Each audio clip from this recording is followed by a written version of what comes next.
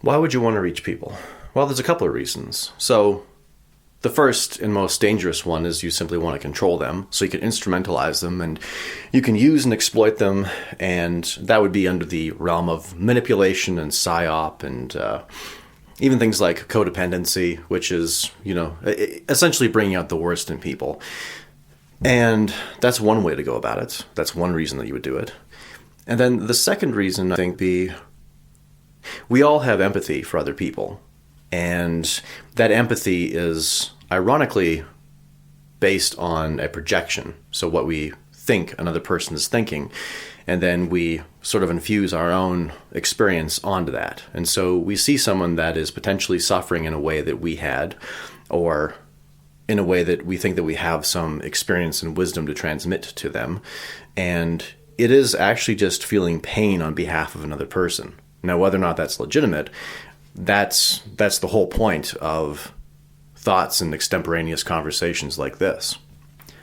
And it seems to be sort of a peaceful collaboration is what you're hoping for, because you always have to question your motives when you're dealing with people. Like, are you trying to reach out to somebody as a way to give you sort of a consensus for your own worldview? It's loneliness. And I should say too, like, you don't really realize how cagey and strange and how hard to deal with and reach people and you become when you're lonely, or if you're in a bad relationship of any kind. It's not until you get out of it and you just experience the world being able to breathe that you realize just how wrapped up you were in it. And that's why perspective and time away is very, very essential. To get yourself out of the rut and grind that you've been in, to sort of see how the world refracts through a new situation. So, it's a matter of perhaps building consensus and giving credibility to you via the experiences of other people and the agreement. And when it's purely that, it's obviously hollow. Because I try to think of like the best compliments that I've ever been given. And the one that sticks out the most is I just had a boss tell me once, and this wasn't even to me directly. He told it to somebody else and it came back to me. And it's just like, yeah, Ray, he just gets it. He just gets it. And, you want to talk about a sort of wide encapsulating, wonderful thing that just sort of addresses every insecurity and every value that I've ever had. He just gets it. That's the one that really stuck with me the most. And so when you think about compliments and when you think about the approval of other people, it's so you would only want to receive love and admiration from people that you respect, because that way it actually means something. Because what it tells you is that not only has somebody chosen you, but it's also somebody that not only has a bunch of options, but also has the ability to choose the best options. And I don't know, I suppose more to a man that speaks to the respect, because there is something about, I can only speak on behalf of, men, that, maybe there's something more to women where you have this value and insecurity based on, attractiveness and grace and charisma and everything. And the ugliness that a man would feel is when he's no longer productive and he's no longer useful to the people around him, or he's just sort of like, take him out with the trash next Friday because he's not serving anything. And so when you get approval, it tends to have to be based on competence and value of some kind that just reminds you that, yes, you're still useful and people still need you. And when high quality people need you, that just increases the general field of competency and trust that you get towards you. And, it's very tempting to try to get that confidence and try to get that value from the environment. And you can do it in desperate ways. Absolutely, you can do it in desperate and underhanded ways. And I tend to think, like, much in the same way that like loneliness or bad relationships gives you that sort of I don't know, that bad vibe, that sort of just like dark cloud, that kind of background radiation of just something's wrong. I think that being in situations where you are surrounded by people that, either don't genuinely care for you or only care for you because they're just afraid of the alternatives. And so when it comes to reaching to people that are, that you have empathy for, that you recognize could be great. I mean, it's funny about potential and theory of mind, that is thinking from somebody else's perspective, and projection, and even things like hope and faith and love itself. It's all made of the same stuff. It's made on belief and inference and guesses about the future, because that we live in the present, but I mean, practically speaking, we spend half of our time in the future. We have to predict, we have to project, we have to do all these things. And much like love and attachment, this future telling itself can also be corrupted. And there's just this constant tension about, and this paradox of just, what is the healthy pattern of future belief and future orientation? And you can spend all of your time speculating about that, and it's important to consider, but at some point it's just exhausting. And it's a hypervigilance, sometimes born of not being in a safe situation. Like ADHD and overactive thinking. I mean, that has been sold to me as a response to a unsafe situation, essentially. You're always having to predict the next moves of other people because you think that they're coming for you. You think that they're going to do something awful to you, and you have to get ahead of it. And then I suppose ADD is just never keeping your attention on something for too long, because if you're distracted, you're like a gazelle at a watering hole. You're open to predators. That's probably I've never actually read Gabor Mate's book on ADHD, but I think that was the gist of it. Don't quote me on that one, but it's I've heard that said by others. And so these future projections, so to speak, this future belief, we'll call it, it can absolutely be corrupted, and it can absolutely turn towards things that you that are bad patterns. So when we're talking about this tension and this constant wondering and this it's exhausting. It's really exhausting. And the ultimate question of that is just, when do we rest? When do we rest?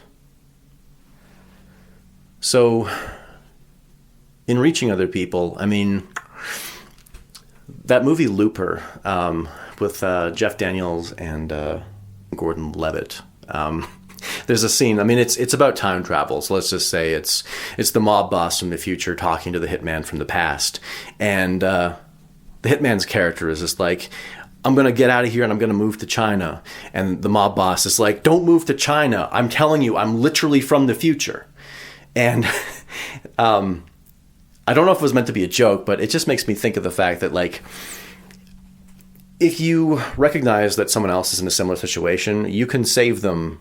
You think that you can save them 5 years, because a lot of life's lessons are very, very hard won and very hard experience, and to come out of the end of that. And your sense of empathy will definitely have you want to save somebody 5 years of suffering, or however much time of suffering, or you would want to at least give them some kind of grammar to explain what is bothering them in their life. And you can sometimes just see the stresses and the cracks that are forming around them, and that sort of bad vibe of being in a bad situation on them.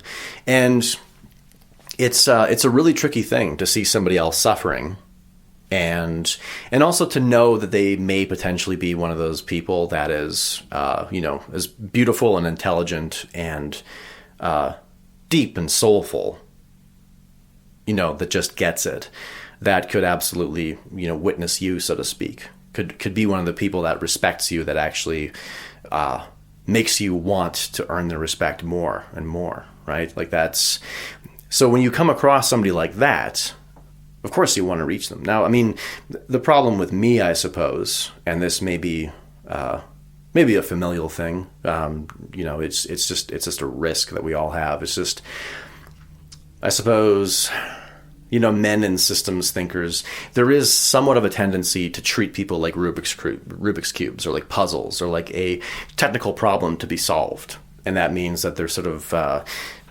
taken into this sort of like left hemispheric architecture. If you just rearrange the pieces, you can fix them, which is... That's like a good clinicians when it comes to psychiatry and psychology. Like they don't think like that at all. But they tend to view it more as, time is definitely a feature of reality. And time needs to be pressure on this process, because the process of learning these things and coming to being cannot be forever. So there is always going to be a compression of time, and there is always going to be an architecture. And the best balance seems to be that you point out that there's problems, but it's not like a matter of fixing. It's just more of a matter of giving people tools and then just telling them that they are just like everyone else. And the choice of the tools are theirs if they want them. And where it runs awry, and this is always kind of the shadow of the way that I approach these things, is that there's always that tendency to sort of push people and to just flood the field with information.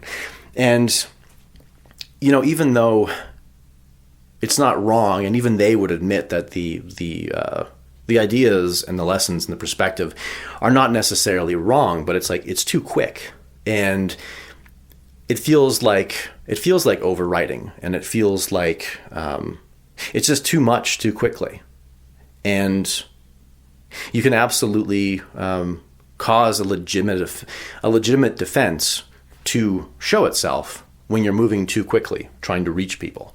You can think of that. I mean, this is kind of ancient in my memory, but just hearing that parable about, the sun and the wind have a competition to see who can get a man's jacket off the first. And the wind blows incredibly hard, and all the man does is clutch the jacket tighter.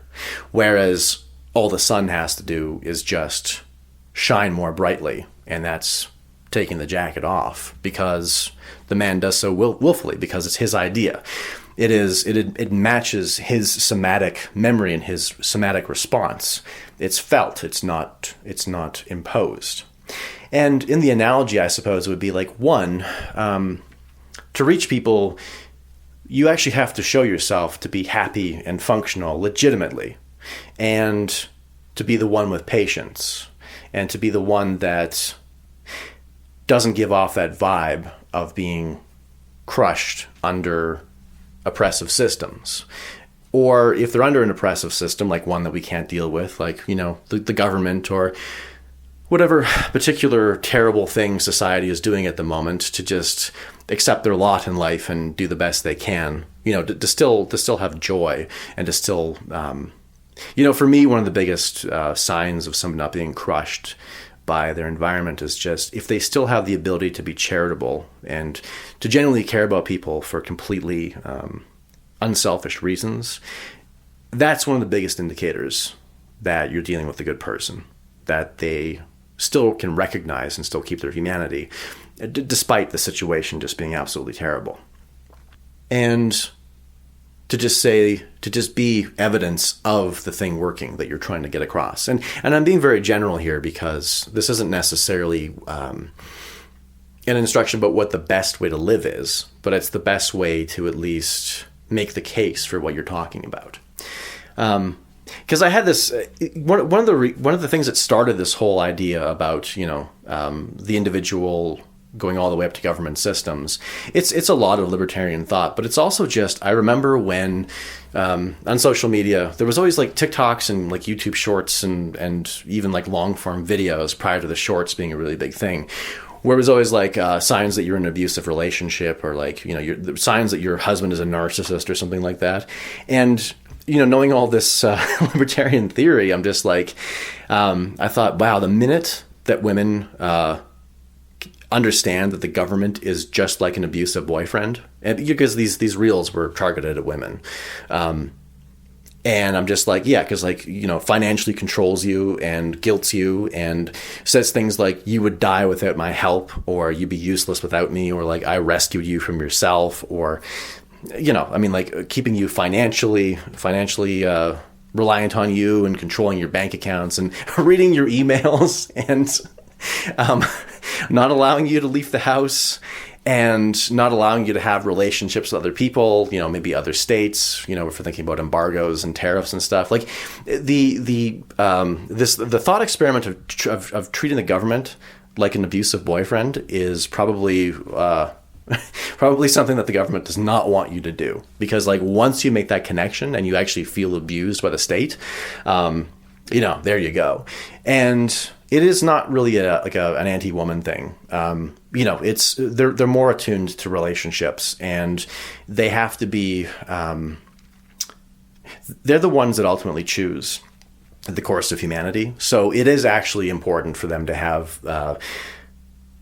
all of these thoughts about relationships and the whole mind reading thing. I mean, I've heard that like people make fun of like women both mind reading and having the expectation of mind reading, but then I hear it told, it's like, well, yeah, but like you have to be a mind reader because a baby and a toddler cannot articulate what the hell is actually wrong with him, what's going on. Like a mother would describe her child needed something, but like he all he could do is articulate that he needs something, but he couldn't actually communicate. Like, was it water? Was it napping? Was it food or something? And just even this idea about like young children don't even know when to sleep or how to sleep. And apparently, like it's just like this massive like science and challenge, even for the smartest people. And it's sort of a genetic crapshoot as to whether or not your child can actually sleep well. And then it projects out in the future. So if they have sleep problems when they're young, they'll have sleep problems when they're college. It's just, it's one of those things where I've long thought that most of the most beautiful things in life, like. Now we'll talk about children. It's just like if you actually have a spreadsheet out or you have some kind of rubric and you're really trying to make like a sound financial and mental health decision, I don't think that you could actually justify any of these things. You can't justify love. You can't justify children by these purely calculative rubrics, because it just makes no sense. Because it's exhausting and it's terrifying and it's, but nevertheless, I mean, that is like the leap of faith given a pulse, so to speak, is when you just say, well, obviously it has to happen, even if it's not, if you can't make sense of it from a rational standpoint. And that is sort of how it extends to like God and the divine, because it's one of those things where, as I've made the case before, you feel it and you know that it's true, but it can never be written out and proven. And one ethical note I'll point out is like, I'm not like, I guess it's Sex and the City. Like, I watched it. I watched it when I was very young. And I remember that the woman that played Carrie, Sarah Jessica Parker, she actually had a no nudity clause in her contract for Sex and the City. And it's just like the absurdity of this, where you can, so it's like, this is HBO, I think in the late 90s. So like only game in town for something like this. So you got one shot to be the star of a huge HBO show. HBO is like The Sopranos and it's Mad Men and all this. Or no, it wasn't Mad Men. There's a bunch of HBO shows. But anyway, so you're the lead actress in this, and you have a no nudity clause in something called Sex and the City. I mean, that is like Amelia Earhart level courage to be able to do that. But anyway, like in there, it was always like, her lived life, and then she writes it into a column. So I always ask people's permission if I'm to reference them even obliquely. I don't think that it's not a matter of like I want to farm the real world for content. It's more that I can only speak of these things as lived experience, and they only have they have better resolution for the general terms if I can actually use real people. So just know that it's more in service of the ideas than it necessarily is like tea. Like if the world actually fucking worked, I would not have a single temptation to gossip or to make something public just because it's like I don't make any money from these, and I probably never will. I mean, if you want to donate, I do actually have like a Buy Me a Coffee link and a Bitcoin link. It's all there. If it helps you and you're rich and it's burning a hole in your pocket, please. But anyway, so one of my very good friends, I don't really have like a sense of jealousy when somebody outperforms me. And that's not just talking about what an amazing guy I am. It's, if anything, it's more just like I feel lucky that I don't actually feel awful when somebody outperforms me. Like I generally have the thing about like, like I won't be able to afford anybody's orthodontics if I don't work hard enough. And like, I get anxiety about that. But if just somebody is like merely being that sort of shining sun that actually can get other people's jackets off, so to speak, I just want to know more.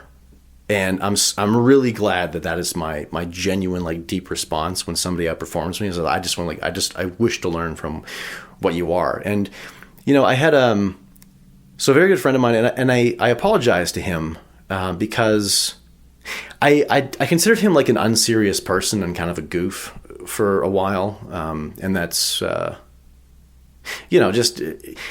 I just didn't really respect what he was doing. Now, some of that was just me being walled off. And, my sense of superiority was sort of a requirement for me to exist at all. Like that was the only thing keeping me contained, was like, if I wasn't superior, then I had no reason to exist.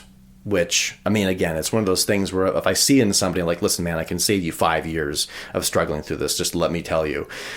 But yeah, he just hits me with a lot of like these psychiatric insights and wisdom that I'm just like, I get shocked by it, and it's odd stuff. Like he was talking about, like he's concerned with denial, and it's it's unsettling that I never really think about denial that much, because I just think, well, what am I denying? But what he would say was that denial is like a pressure cooker, and anxiety is basically just, bits of steam escaping from that in a violent and uncontrolled manner. And the more that you deny, the more that that's the engine of anxiety. And when he would talk about reaching other people, he would just say things like, and like you can say everything that you want in the world, and you can make these perfect cases for people about, the relationships and the situations that they're in and the way that their life is going. And you'll feel terrible for them, and you'll think that you can fix them. And you do your best, but you just have to always prepare yourself that, you'll get a text in like 5 years or whatever. That's just the person reaching out. And just, it's not even like a, hey, you were right about everything and tell me more. It'll always just be kind of like a, hey, how's it going? I'm just checking in. And I've had multiple people tell me where they've had occasions like that where, after like a year of even sometimes like total non-contact, somebody will just reach out. Like the processing time for a lot of these things is, they're long. And that is one of my major flaws that I've had to learn from. It's just like to take silence as disagreement or as a sign that I'm not being heard. And so in the past, in the not too recent past, I've just sort of flooded the field. And even if it's caring and it's honest and it is well thought out, and I actually have like a legitimate moral quandary and deep deliberation about whether or not it's the right thing. Like it's not just some flippant thing. And even then, I just I move too fast for some people, because as evidenced by this, I'm just sort of a fountainhead of ideas and analysis and making spontaneous connections, and that's what I'm hoping to bring to people. But at the same time, like on a personal level, it I've definitely had to learn from my mistakes. And then I think, well, so it's respecting people's pace and process. Just remember that people's process requires time and silence. And God, just ask more questions. Just actually ask people what they feel and how they're feeling. and what they think about something, and to just jump to conclusions, because it is a matter of, even if it's not like you're installing ideas and you need to manipulate people into thinking that it's their own idea. It is more about the fact that it actually has to pass through their entire brain and their entire process and to be seen across time. And so even if it is absolutely correct what you're telling them, you have to remember that it does have to go through all these processes to not just be because you can have intellectual agreement and then you can have somatic agreement, emotional agreement, and the two never meet. Like, there's all sorts of things I can remember where I intellectually knew that this was the correct thing and this is perfect.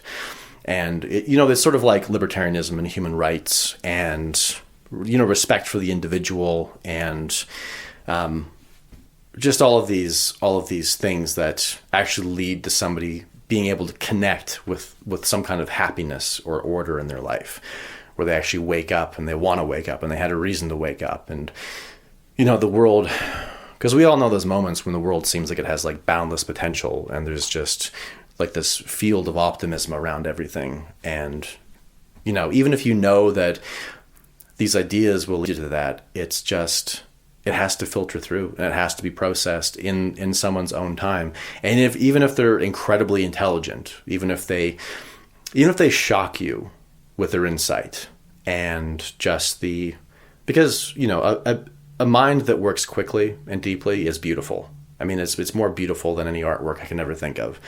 It's one of the things that I admire the most in the world. And that's one of the reasons where, I just, when people, when you engage in like these shitty manipulative tactics as like a government or in a relationship or even against yourself, I feel like you're corrupting and you're destroying beauty. And like I actually have like an emotional reaction to that when I see that happening. So the stakes are a little bit higher for me because there's actually like a sense of disgust, and there was loss that I feel when I see somebody being taken apart or under the thumb of a system that does not respect them. It bothers me deeply.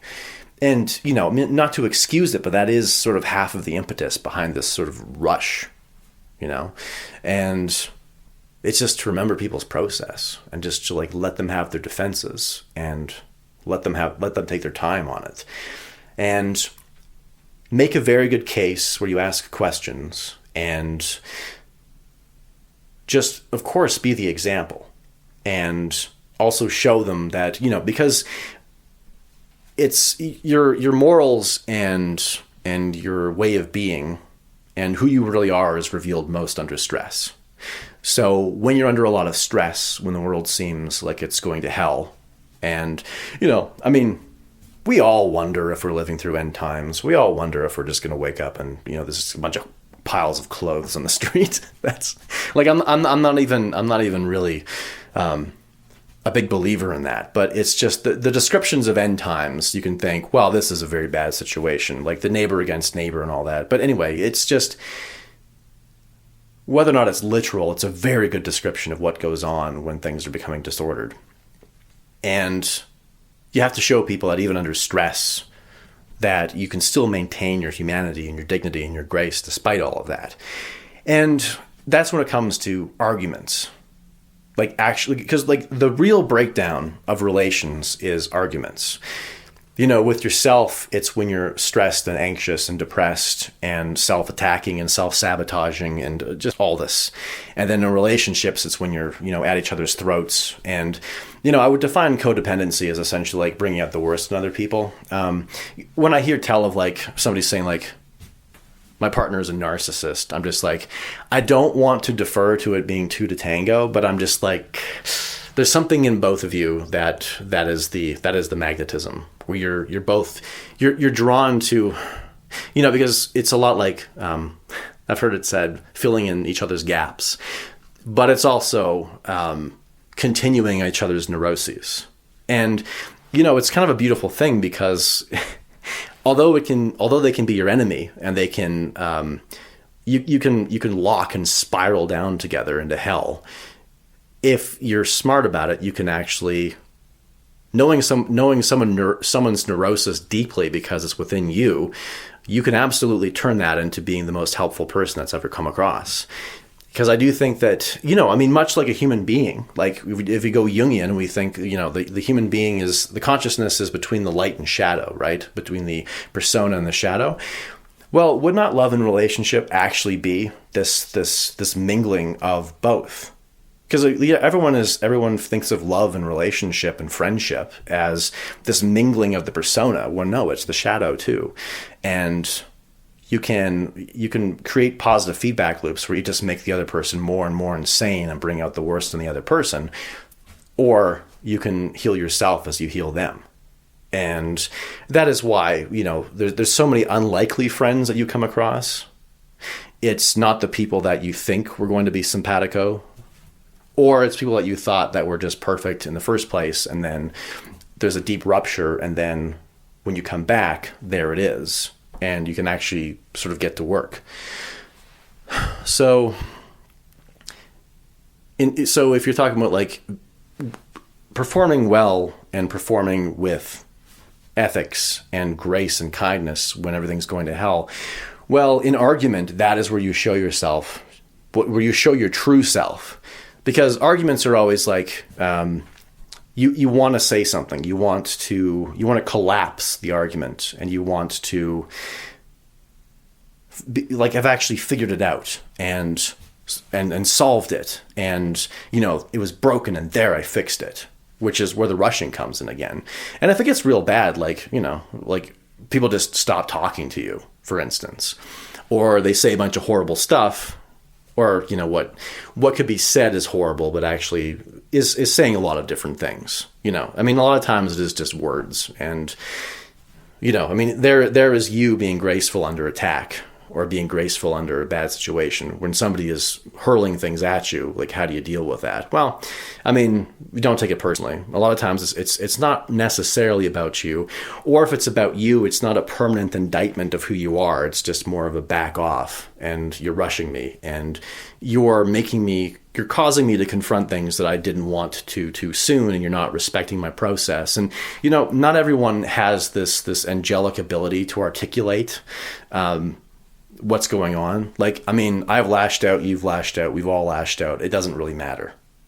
And I think the repair in those situations is like, okay, so horrible things, your number's blocked, they're not talking to you, or you're in the same environment, but the temperature has definitely changed and there's a lot more coldness, or it's just, I guess in relationships where it's like nothing fights just keep erupting over nothing. These are all sort of the failure states. Or, you have the political where it's just people are apparently diametrically opposed and there's just no middle ground between you two. And, so where do you repair that? And I think the first thing they would start off with is just like a simple message, like, first of all, getting over your pride and understanding that the conversation itself is more important than winning. It's more important than having the best argument. And in fact, arguments tend to be self-justifying, and they tend to be, they tend to still carry a frequency of woundedness. So like one of the biggest, self-deceptions is when you communicate in what you think is a magnanimous way, but you're actually just delivering kind of like backhanded compliments, or things that are sort of subconsciously infused with indictment. And so it is actually just saying, it's not even about being the bigger person. It's just literally saying, like, if we ever speak again, I owe you an apology. And that's all that it has to be. And then to just give the apology. And two, I think that actually cutting people off for a bit really has a very necessary purpose, because, if we're talking about there's this rush where you're trying to solve a problem, trying to fix a problem. Well, the biggest solution for that is just time. Like, let people sit with it. Let them, like you interrupt their momentum, so they're not trying to fix something, and you actually have to force a contemplation. And to always, and it's kind of odd, but like the best best people for you and the smartest people will be the ones that actually know when you need to be checked and you need to be sort of put in a penalty box, sort of given a timeout for a while and just like think about it. And there is actually like a tremendous maturity. As weird as it seems to freak out and stop talking to somebody, there is actually tremendous maturity in being the person that can actually just say enough for now. And, you know, I mean, to this friend whose insight I envy, he would also point out about how, you know, when people are acting a fool, so to speak, or they're acting like you don't like, to remember that, you know, I keep going on about this thing about like how, yes, your parents influence how you interact in relationships and, you know, vis-a-vis other people politically. And, you know, if the people around you only survived by being emotionally volatile or being manipulative, you're going to carry that with you. Like, I carried it with me. My friends have carried it with them. It's just, that's everyone's cross to bear. And that's what half of like healing the world and healing people is about, is just recognize all of your blind spots. And for God's sakes, just have the friends that will actually tell you what those are.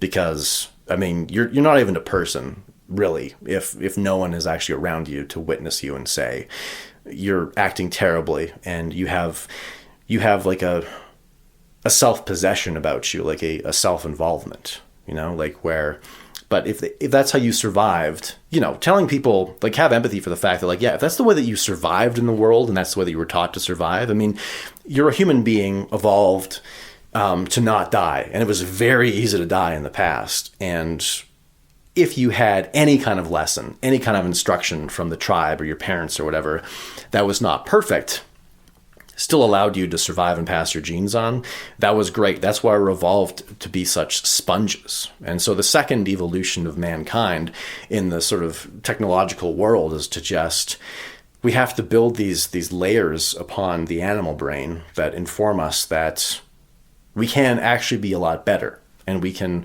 you know, because the next frontier is really like within ourselves. It's our psychology. And that involves understanding who we are and why we're operating. And, you know, I mean, I was never told as a child to be contemplative about my motivations. But anyway, so that is basically the idea. So to just remember that everyone has their problems. And like I've said in the past, you do the most damage when you think that you're doing the right thing. And just remember that people's process is a matter of time and silence. And if we extend that to the political sphere, you think people that are totally unredeemable, again, it's a matter of not shouting them down or making the perfect case or anything like that. It's just a matter of being you being a functional person that shows grace and empathy to your enemies, so to speak. I mean, if there is one idea of Christianity that I think has informed sort of the success of the West the most, is to just stop with the eye for an eye thing, because it makes the whole world blind. To just meet people where they are, and then to just show them that, yes, you're functional and you're happy in a way that you can show all the work and you can point to all these relationships that actually work and all these friendships, and to be able to go deeply into all these relationships and show, like, these are the mechanics of it, and this is where I came from, and this is where I am. And anytime that you want to ask me how I went from here to there, I will tell you. And I'll never stop asking questions. That's how you do it.